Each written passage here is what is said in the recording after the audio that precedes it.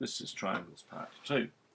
I've made a conjecture that if instead of bisecting each side we trisect each side, we should get 9 congruent triangles.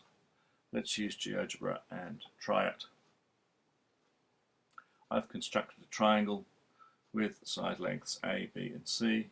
A is about 7.3, although of course that changes if you move it around. B is 9.5, C is 11.29. To trisect the sides, I'm going to start by drawing a circle with a centre and radius. So I'll have centre B. I'll use a radius of 1/3 of A, so A divided by 3. And that gives me that little circle there. I'm going to find the intersection of that circle and that line segment, and that gives me point D. And just to make it a little easier to see, I'm going to hide the circle. I'll do the same thing between B and C. So again, I'll draw a circle with centre B, this time with radius B over 3. Find the intersection.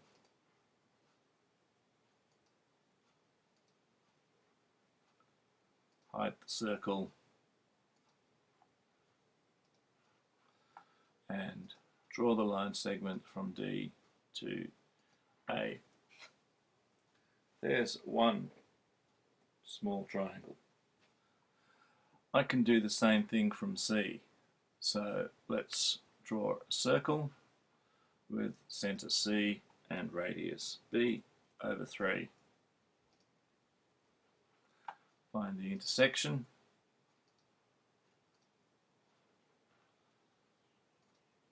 Hide the circle. This time a circle with centre C and radius C over 3. Find the intersection.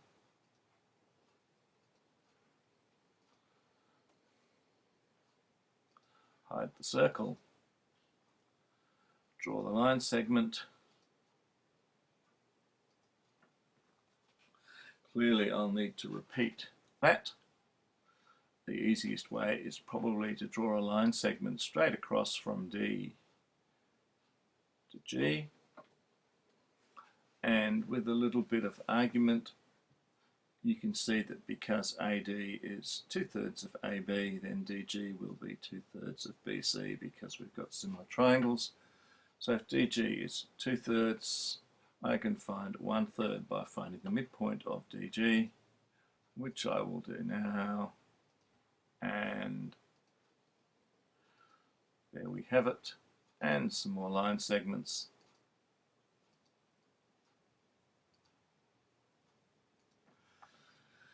And we have a shape that looks, a diagram that now looks like that.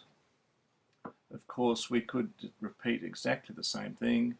Find the midpoint of AD, AG. That will give us an extra 4 triangles there, and there's our 1, 2, 3, 4, 5, 6, 7, 8. That would give us 9 triangles, as I conjectured. So I did a little bit of, I guess, conjecturing, visualizing, constructing. I'm not sure if that was in Kwoko's list to check it, but I can see that that sort of works. But then I noticed something else.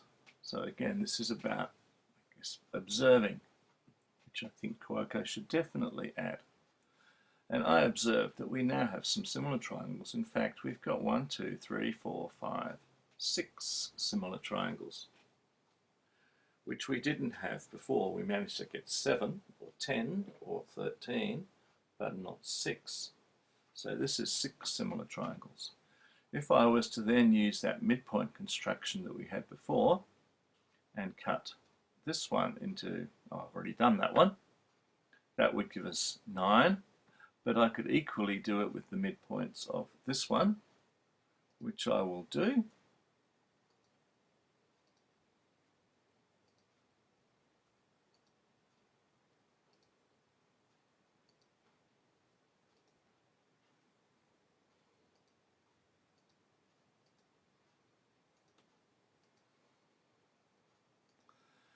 And now we have a whole lot of little similar triangles. 1, 2, 3, 4 there. 1, 2, 3, 4 more there is 8. And 1 there makes 9. And again, each time we cut a triangle into 3 smaller ones, we increase the number of similar triangles by 3.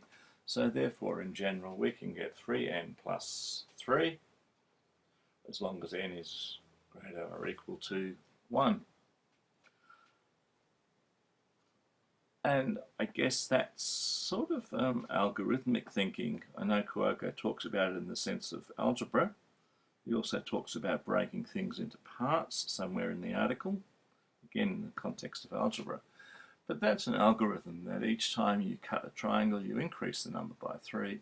So there's a method for finding increasingly large numbers of similar triangles. And here's something I prepared earlier.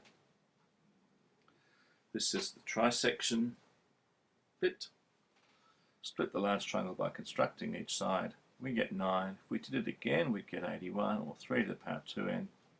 That would give, and to get the similar triangles, the zigzag of 5 along the bottom, 1 at the top. Split any of the smaller triangles using midpoints.